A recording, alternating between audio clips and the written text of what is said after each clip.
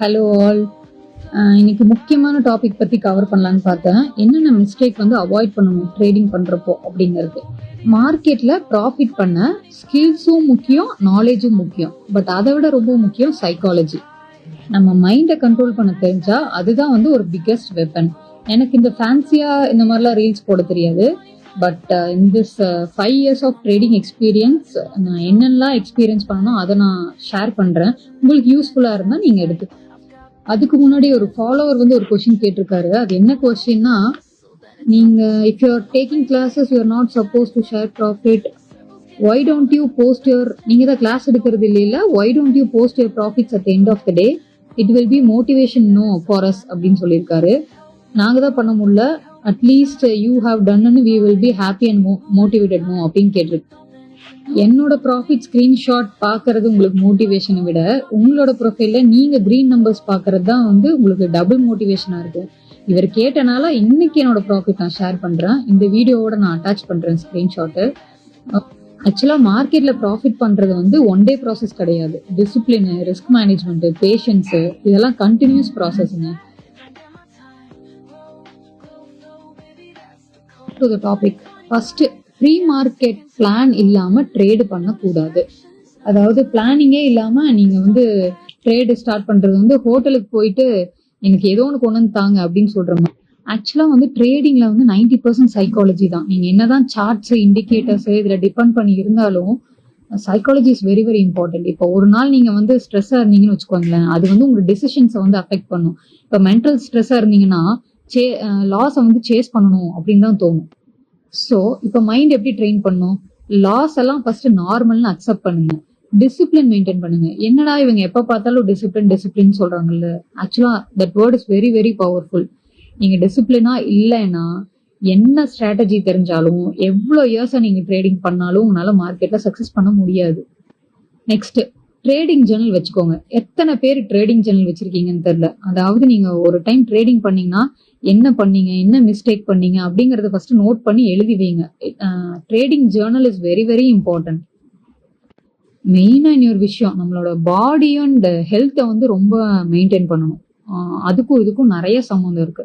Com mind இருக்கு இல்லைங்களா, அதுதான் வந்து best trading tool.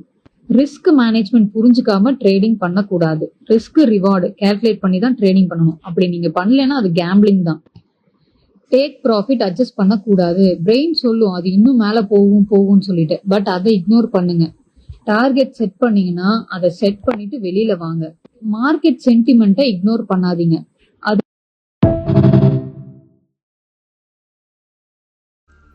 Next, market சென்டிமெண்ட்டை ignore பண்ணாதீங்க.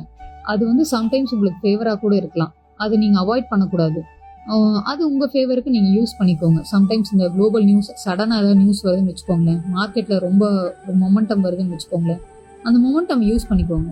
என்ட்ரிஸ் வந்து ரொம்ப ரிஜிட்டா இருக்கக்கூடாது. பெர்ஃபெக்ட் என்ட்ரின்னு எதுவுமே கிடையாது. Try to always buy it low. அந்த லோ எப்படி கண்டுபிடிக்கிறது அப்படி கிடையாது. இப்போ ஃபார் எக்ஸாம்பிள் மார்க்கெட் ஒரு இதுல போயிட்டு இருக்குன்னு வச்சுக்கோங்களேன், அது உடனே மேலே போகுதுன்னு சொல்லிட்டு உடனே அந்த ஸ்ட்ரைக் ப்ரைஸ்ல வாங்காதீங்க.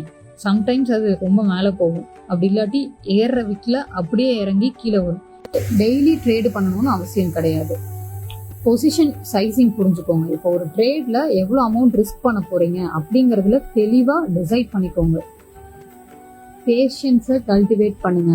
மார்க்கெட் டெய்லியும் வரும், எங்கேயும் போகாது. மார்க்கெட் இங்கேயே தான் இருக்கு. சான்ஸ் கிடைக்கும் போது நல்லா ட்ரேட் பண்ணுங்க. லேர்னிங்கை ஸ்டாப் பண்ணவே கூடாது. இப்போ மார்க்கெட் வந்து எவால்வ் ஆகிட்டே தான் இருக்கும்.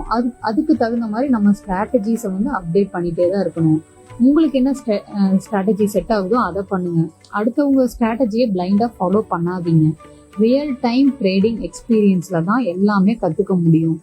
ஒருத்தங்க வந்து இப்படி பண்ணணும் அப்படி பண்ணணும்னு சொன்னாவோ உங்களால எதுவுமே பண்ண முடியாது. நான் ஆக்சுவலா கத்துக்கிட்டது வந்து ரியல் டைம் ட்ரேடிங் எக்ஸ்பீரியன்ஸ்ல தான். நிறைய பேர் நிறைய கேட்டிருந்தாங்க, ஏதாவது இந்த ஓவர் ட்ரேடிங், எமோஷன் இதெல்லாம் எப்படி கண்ட்ரோல் பண்றதுன்னு. ஓவர் ட்ரேடிங்கிறது அன்லிமிட்டடா காஃபி குடிச்சிட்டு ஸ்லீப்லெஸ் நைட்டா இருக்கிறது தான். என்ன ஆகும் அப்படின்னு நினைச்சு பாருங்க. ரிசல்ட் ரொம்ப டேமேஜா இருக்கும். அது மாதிரி ஃபீவர் இருக்கும்போது மேரத்தான் ஓடுற மாதிரி தான். நம்ம ஹெல்த்தை வந்து நம்ம ஃபர்ஸ்ட் பத்திரமா பார்த்துக்கணும். அப்பதான் வந்து ட்ரேடிங்ல எல்லாத்துலயும் வந்து நம்ம சக்சஸ் பண்ண முடியும். ஆக்சுவலாக எனக்கு தெரிஞ்சு எல்லாத்துக்கும் ட்ரேடு பண்ண தெரியும். அதாவது ஒரு 1 இயர் 2 இயர் பண்ணுறவங்களுக்கு எல்லாத்துக்கும் ட்ரேடு பண்ண தெரியும். மெயினாக நீங்கள் லாஸ் ஆகுறது வந்து ஓவர் ட்ரேடிங்னாலையும் தான், எமோஷன்னால, ரிவெஞ்ச் ட்ரேடிங்னால. ரிவெஞ்ச் ட்ரேடிங்னா அவன் அடிக்கிறான் நான் திருப்பி அடிப்பேன் அப்படின்னா டேமேஜ் ஆகிட்டே தான் இருக்கும். சரிங்களா? இந்த ரிவெஞ்ச் ட்ரேடிங் பண்ணாதீங்க, ஓவர் ட்ரேடிங் பண்ணாதீங்க. டிசிப்ளின்டாக இருங்க, கிளியர் கட்டாக ஒரு செட்டப் பண்ணுங்க. டெய்லி எவ்வளோ டார்கெட்டு, எனக்கு இன்னைக்கு இதுதான் டார்கெட் அப்படின்னா அதை முடிச்சுட்டு க்ளோஸ் பண்ணிட்டு வெளியே வந்துருங்க. இதெல்லாம் வந்து நான் வந்து உங்களுக்காக நான் பண்ண முடியாது. உங்களுக்காக நீங்க தான் பண்ணணும். உங்க டிசிப்ளினை நீங்க தான் கொண்டு வரணும். உங்க எமோஷனை நீங்க தான் கண்ட்ரோல் பண்ணணும். நான் அடுத்தவங்க எமோஷனை கண்ட்ரோல் பண்ண முடியாது. ஃப்ரெண்ட்ஸ், ப்ராஃபிட் வந்தா என்ஜாய் பண்ணுங்க, லாஸ் வந்தா லேர்ன் பண்ணுங்க. நம்ம மென்டல் ஹெல்த்தை வந்து நம்ம ஃபர்ஸ்ட் மதிக்கணும். சரிங்களா? இந்த டிப்ஸ் எல்லாம் உங்களுக்கு யூஸ் ஆச்சு அப்படின்னா கமெண்ட்ல சொல்லுங்க. நெக்ஸ்ட் வீடியோல கேண்டில் ஸ்டிக்ஸ் பத்தி போடலான்ட்டு இருக்கேன். தேங்க்யூ.